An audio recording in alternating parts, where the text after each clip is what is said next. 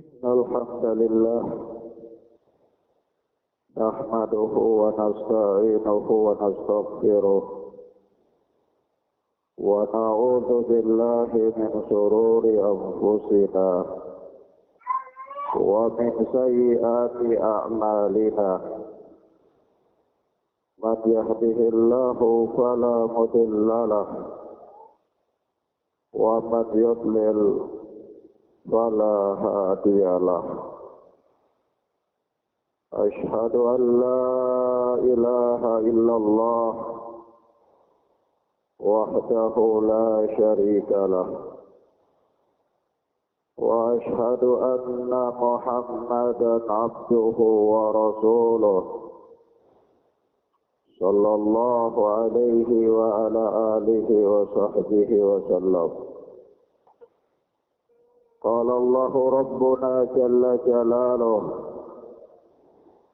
يا أيها الذين آمنوا اتقوا الله حق تقاته ولا تموتن إلا وأنتم مسلمون. وقال سبحانه: يا أيها الناس اتقوا ربكم الذي خلقكم من نفس واحدة وخلق منها زوجها وبث منهما رجالا كثيرا ونساء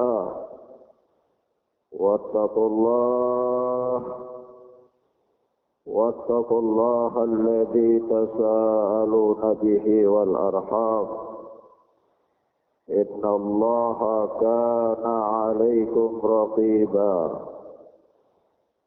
وقال تبارك وتعالى في آية أخرى: يا أيها الذين آمنوا اتقوا الله وقولوا قولا سديدا يصلح لكم أعمالكم ويغفر لكم ذنوبكم ومن يطع الله ورسوله فقد فاز فوزا عظيما. أما بعد، فإن أصدق الحديث كتاب الله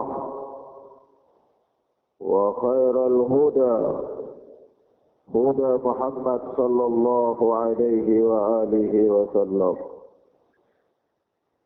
وشر الأمور محدثاتها وكل محدثة بدعة وكل بدعة ضلالة وكل ضلالة في النار.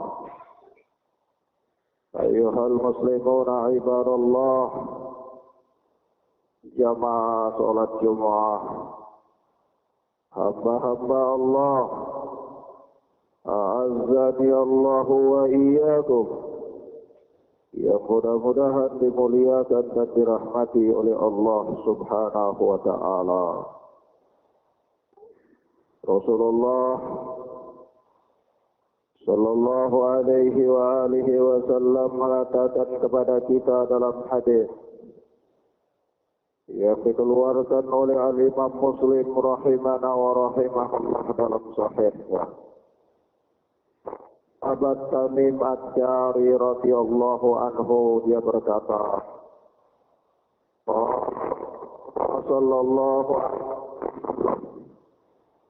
Rasulullah sallallahu alaihi wa alihi wasallam bersabda, "Ad-dinun nasihah." Salatan, agama itu adalah nasihat. Rasulullah mengucapkan kalimat tersebut sampai 3 kali. Ia menunjukkan bahwasanya beliau sallallahu alaihi wasallam menekankan bahwa di antara pokok-pokok agama ini adalah nasihat. Karena memang jikalau sekiranya manusia telah meninggalkan prinsip nasihat menasihati, maka setiap manusia akan berbuat sekehendak hatinya. Dia tidak peduli apa yang dia lakukan itu sejalan dengan norma-norma keislaman, atau apa yang dia lakukan itu justru bertentangan dengannya. Maka dari itu perlu sekiranya seseorang menegakkan dalam kehidupannya salah satu prinsip yang agung dari prinsip-prinsip agama, yaitu munasahah, saling nasihat menasihati kepada kebaikan. Lalu sebab itu Rasulullah mengatakan di dalam hadis yang lainnya yang diriwayatkan oleh Al-Imam Bukhari dari sahabat Ibnu Mas'ud radhiyallahu taala anhu, dia berkata bahwa Rasulullah sallallahu alaihi wa alihi wasallam bersabda, "Inna mimma adrakan nasu min kalamin nubuwatil ula idza lam taftah fasna ma syi'ta." Sesungguhnya di antara kalam nubuwah yang didapati oleh manusia, yaitu idza lam taftah fasna ma syi'ta. Jika engkau tidak punya rasa malu, maka silakan lakukan sesuai dengan kehendak hatimu. Begitulah, kalau memang manusia tidak punya rasa malu, maka sangat dekat dengan tidak pernah memiliki atau tidak pernah mengerti tentang budi. Sebab itu, orang yang tidak punya rasa malu, orang yang tidak pernah mengerti tentang membalas budi baik orang lain, maka dari itu Rasulullah mengatakan, kalaulah sekiranya engkau tidak punya rasa malu, maka silakan lakukan sesuka hatimu. Begitu pula disebutkan dalam hadis muttafaqun alaih dari sahabat Ibnu Umar radhiyallahu taala anhuma, dia berkata, Rasulullah sallallahu alaihi wasallam bersabda, al-haya'u minal iman. Karena sesungguhnya malu itu adalah bagian daripada iman. Sehingga penting kiranya seseorang memiliki sifat malu. Dan hal itu dapat berjalan atau dapat terlahir dalam pribadi seorang muslim apabila memang ada prinsip saling mengingatkan tentang kebaikan. Maka kembali lagi kepada hadis Tamim Ad-Dari, di mana Rasulullah mengatakan ad-dinun nasihah, agama itu adalah nasihat. Qulna liman ya Rasulullah, para sahabat bertanya, kepada siapa nasihat itu diperuntukkan wahai Rasulullah? Qala lillahi wa li kitabihi wa li rasulihi wa li a'immatil muslimin wa ammatihim. Nasihat itu diperuntukkan kepada Allah. Nasihat itu diberikan semata-mata untuk menegakkan kalimat Allah. Manusia saling munasahah untuk kembali kepada Allah Rabbuna Jalla Jalaluh wa li kitabih, dan nasihat menasihati kepada kitab Allah agar manusia seluruhnya bertahkim dengan apa yang diturunkan oleh Allah Subhanahu wa taala. Mereka kembali dalam menyelesaikan urusan-urusan mereka, perselisihan-perselisihan di antara mereka dengan kembali kepada kitab Allah Azza wa Jalla. Sebab itu Allah mengatakan di dalam ayatnya yang lain, wa in tanaza'tum fi syai'in farudduhu ila Allah war Rasul. Jika sekiranya kalian berselisih pendapat tentang suatu perkara, maka kembalikanlah kepada Allah dan Rasul. Kembalikanlah kepada kitab Allah, kembalikanlah kepada sunnah Rasulullah sallallahu alaihi wasallam, wali rasulih, dan nasihat itu diperuntukkan kepada Rasulnya. Manusia hendaklah mereka saling munasahah, saling nasihat menasihati supaya kembali kepada petunjuk Nabi sallallahu alaihi wasallam. Apakah dalam perkara ibadah atau perkara muamalah atau perkara muasyarah, pergaulan suami istri atau keluarga, semuanya wajib kembali kepada petunjuk Nabi sallallahu alaihi wasallam. Dan oleh sebab itu, ketika manusia dinasihati untuk kembali kepada Allah, kembali kepada kitabullah, kembali kepada jejak atau tita Rasulullah sallallahu alaihi wasallam, maka tidak ada peluang bagi dia untuk berimajinasi. Tidak ada peluang bagi dia untuk berrekayasa. Tidak ada peluang bagi dia untuk katanya dan katanya di dalam menjalankan aktivitas ibadahnya kepada Allah tabaraka wa ta'ala. Wali a'immatil muslimina wa ammatihim, dan nasihat itu diperuntukkan kepada imam-imam kaum muslimin dan kepada mereka secara keseluruhan. Maka sebab itulah Rasulullah sallallahu alaihi wasallam mewanti-wantikan kita dengan prinsip bahwasanya agama ini adalah nasihat. Maka siapapun di antara kaum muslimin, mereka harus saling nasihat menasihati yang dibangun di atas rasa cinta dan kasih sayang, bukan kebencian, bukan kedengkian, bukan fitnah, bukan gibah, atau bukan pula namimah adu domba. Sebab itu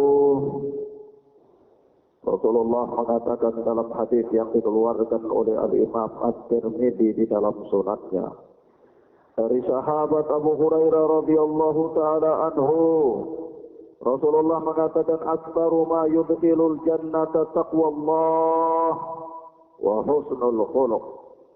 Perkara yang paling banyak memasukkan manusia ke surga itu adalah takwa kepada Allah. Perkara yang paling banyak memasukkan manusia ke surga adalah takwa kepada Allah, wa husnul khuluq, dan baiknya akhlak, baiknya budi pekerti. Sebab itu Rasulullah sallallahu alaihi wasallam pun berdoa, mengajarkan kita doa sebagaimana yang diriwayatkan oleh Al-Imam Ahmad dalam musnadnya dari sahabat Ibnu Mas'ud radhiyallahu taala anhu. Rasulullah berdoa, Allahumma kama hassanta khalqi fa hassin khuluqi. Ya Allah, sebagaimana engkau telah membaguskan rupaku, maka baguskanlah pula akhlakku. Kata memang sungguh sangat menyedihkan jikalau seseorang itu dia mempunyai rupa yang bagus, dia mempunyai wajah yang tampan, dia mempunyai fisik yang cantik, tetapi akhlaknya adalah buruk, akhlaknya adalah bobrok. Karena sebab itulah perkara yang paling membinasakan manusia. Maka Rasulullah sallallahu alaihi wasallam berdoa, Allahumma kama hassanta khalqi fa hassin khuluqi. Ya Allah, sebagaimana engkau telah membaguskan rupaku, maka baguskanlah pula akhlakku, ya Allah. Ma'asyiral muslimin, jamaah salat Jumat yang mudah-mudahan dimuliakan oleh Allah Subhanahu wa taala. Di dalam hadis yang lainnya Rasulullah sallallahu alaihi wasallam bersabda, "Ma min syai'in fil mizani afqala min husnil khuluq." Tidak ada suatu perkara pun yang paling berat di dalam timbangan kecuali akhlak, lebih berat daripada akhlak yang baik. Artinya akhlak yang baik mempunyai kedudukan yang begitu tinggi dalam pandangan syariat. Akhlak yang baik adalah sesuatu yang terpuji. Akhlak yang baik adalah sesuatu yang memberatkan timbangan amalan kebaikan seseorang. Sebab itu di antara akhlak yang baik adalah berkata yang jujur dan menjauhi sikap sikap berprasangka. Rasulullah mengatakan di dalam hadis, "Alaikum bis-sidqi fa inna sidqa albir." Wajib bagi kalian untuk jujur karena sesungguhnya kejujuran itu mengantarkan manusia kepada kebaikan. Wa innal birra yahdi ilal jannah, dan sesungguhnya kebajikan itu mengantarkan manusia ke surga. Wa ma yazalu ar-rajulu yasduqu wa yataharra sidqa hatta yuktaba indallahi siddiqa. Dan senantiasa seseorang itu dia selalu jujur, dan dia memilih untuk jujur dalam berucap dan bertindak. Hatta yuktaba indallahi siddiqa, sampai dia dicatat di sisi Allah sebagai orang yang jujur. Begitu pula Rasulullah mengatakan, iyyakum wadhanna, hati-hatilah, waspadalah kalian dari banyak-banyak berprasangka. Wa inna dhanna akdzabul hadits, karena sesungguhnya prasangka itu adalah sedusta-dustanya ucapan. Ma'asyiral muslimin, jamaah salat Jumat yang mudah-mudahan dirahmati dan dimuliakan oleh Allah Subhanahu wa taala. Sebab itu lisan adalah perkara yang sangat penting yang harus dijaga oleh seseorang. Lisan adalah perkara yang paling banyak memasukkan manusia ke dalam neraka. Lisan adalah perkara sepele yang paling banyak membinasakan manusia. Sebab itu suatu saat Rasulullah sallallahu alaihi wasallam pernah bertanya kepada para sahabatnya. Beliau berkata, atadruna mal ghibah? Tahukah kalian apa yang dimaksudkan dengan ghibah itu? Tahukah kalian apa yang definisi ghibah itu apa? Kata Rasulullah. Qalu Allahu wa rasuluhu a'lam. Mereka berkata, Allah dan Rasulnya yang lebih tahu. Maka Rasulullah sallallahu alaihi wasallam pun menerangkan definisi ghibah. Kata beliau, dzikruka akhaka bima yakrahu. Ghibah itu adalah engkau menceritakan tentang perihal saudaramu dengan sesuatu yang tidak suka. Kalau dia dengar tentang ceritamu itu dia tidak suka, dia membencinya dan dia tidak senang dengannya. Ila afara'aita in kana bi akhi ma aqul. Maka ada seorang sahabat bertanya, ya Rasulullah, bagaimana pendapatmu kalau sekiranya yang aku ceritakan itu adalah benar, bukan karang-karang? Yang aku ceritakan tentang saudaraku itu memang kenyataannya demikian sesuai dengan realita. Maka Rasulullah pun bersabda, in kana fihi ma taqulu faqad istahu. Kalau sekiranya yang engkau ceritakan itu memang realitanya benar ada pada saudaramu, maka itu berarti engkau telah menggibahnya. Wa yakun fihi faqad bahattahu. Dan jika yang engkau ceritakan itu memang tidak ada pada saudaramu, maka sungguh engkau telah memfitnahnya, kata Rasulullah sallallahu alaihi wa alihi wasallam. Hadis ini dikeluarkan oleh Al-Imam Muslim dalam sahihnya. Perhatikanlah ayyuhal muslimuna ibadallah. Rasulullah sallallahu alaihi wasallam mendefinisikan ghibah dan fitnah. Bahwa ghibah dan fitnah adalah dua hal yang sangat dekat. Yang terkadang atau mayoritas manusia tidak mampu membedakannya. Sebab itu, kalau kita mencermati hadis yang mulia ini, maka kita dapati bahwasanya ghibah itu menceritakan saudara kita meskipun apa yang kita ceritakan itu adalah benar. Kita menceritakan dalam rangka membongkar aibnya, atau dalam rangka mengolok-oloknya, atau untuk mendiskreditkannya, atau kita jadikan sebagai bumbu-bumbu ketika duduk berkumpul dalam lingkungan masyarakat. Ini satu bentuk kebiasaan di kalangan para manusia, yakni duduk-duduk dijadikan sebagai bumbu dalam cerita. Lalu Rasulullah pun mendefinisikan fitnah, yaitu beliau mengatakan fitnah itu adalah engkau menceritakan sesuatu yang tidak benar yang ada pada saudaramu. Maka ittaqullah ayyuhal ibadallah. Lisan ini mampu atau dapat menyebabkan seseorang terseret pada dua perkara yang sama-sama bahaya. Apakah dia bisa terseret dalam perkara ghibah ataukah dia bisa terseret dalam perkara fitnah? Begitu, ghibah dan fitnah terhitung sebagai suatu bentuk pengkhianatan, karena dia mengkhianati saudaranya, terutama apabila dia gibahi atau dia fitnahi itu adalah orang yang sangat berjasa untuknya.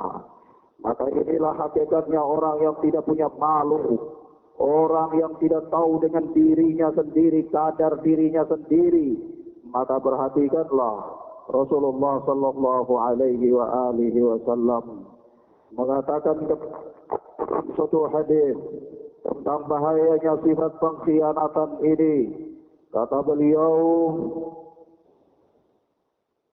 "Ma min abdin yastar'ihi Allahu ra'iyah wa yamutu yawma yamutu wa huwa ghashun li ra'iyatihi illa harrama Allahu alaihi al-jannah."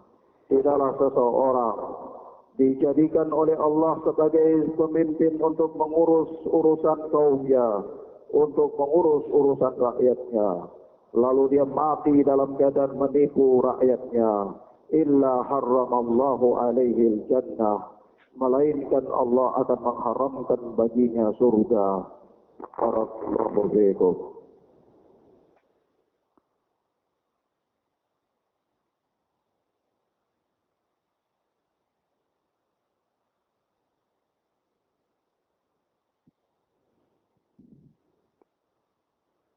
والحمد لله حمدا كثيرا طيبا مباركا فيه كما يحب ربنا ويرضى. أشهد أن لا إله إلا الله وحده لا شريك له وأشهد أن محمدا عبده ورسوله صلى الله عليه وآله وصحبه وسلم. أما بعد، Ma'asyiral muslimin, jamaah salat Jumat yang mudah-mudahan dirahmati dan dimuliakan oleh Allah Subhanahu wa taala. Pada khutbah yang kedua ini, marilah kita sama-sama merenungi hadis Nabi sallallahu alaihi wasallam yang dikeluarkan oleh Al-Imam At-Tirmidzi rahimahullah dalam sunatnya dari sahabat Abu Darda radhiyallahu taala anhu. Rasulullah bersabda, "Innallaha yubghidul fahishal badi." Sesungguhnya Allah amat murka terhadap orang yang buruk perangainya dan kotor lisannya. Maka waspadalah ayyuhal muslimuna ibadallah. Waspadalah dari perangai yang buruk, perangai yang tidak punya rasa malu, perangai yang tidak mengerti dengan budi orang lain, dan lisan yang kotor, lisan yang tidak mampu dijaga, lisan yang seenaknya kesana kemari seperti lisannya bakarah, seperti lisan lidahnya sapi, yaitu dengan seenaknya saja dia bermain tanpa memperhatikan nilai-nilai dan prinsip-prinsip syariah. Maka ma'asyiral muslimin, di dalam hadis yang lain Rasulullah mengatakan, al-mustabbani maqala fa'ala al-badi ma lam ya'tadin mazlum. Sungguh dua orang yang saling mencaci. Maqala fa'ala al-badi, maka yang memulai itulah dia akan menanggung risikonya. Ma lam ya'tadil mazlum, selama orang yang teraniaya itu tidak memberikan balasan, selama orang yang teraniaya itu tidak membalasnya dengan cacian, maka risikonya menjadi tanggungan orang yang memulai dalam cacian tersebut. Hadis ini diriwayatkan oleh Al-Imam Muslim rahimana wa rahimahullah di dalam sahihnya. Barakallahu fiikum. Inna Allah wa malaikatahu yusalluna ala nabi يا أيها الذين آمنوا صلوا عليه وسلموا تسليما اللهم صل على محمد وعلى آل محمد كما صليت على إبراهيم وعلى آل إبراهيم إنك حميد مجيد اللهم بارك على محمد وعلى آل محمد وبارك على إبراهيم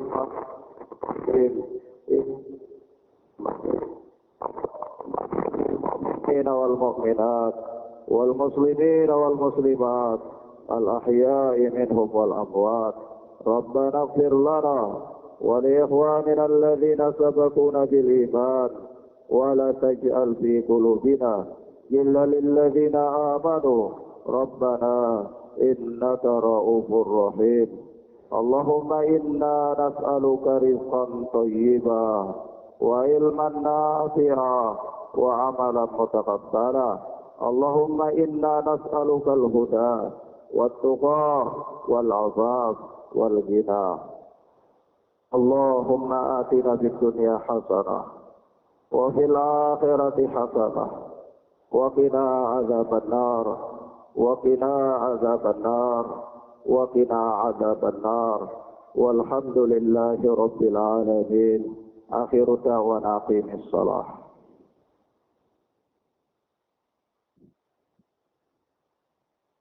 الله أكبر أشهد أن لا إله إلا الله أشهد أن محمد رسول الله. حي على الصلاة حي على الفلاح قد قامت الصلاة قد قامت الصلاة. الله أكبر لا إله إلا الله.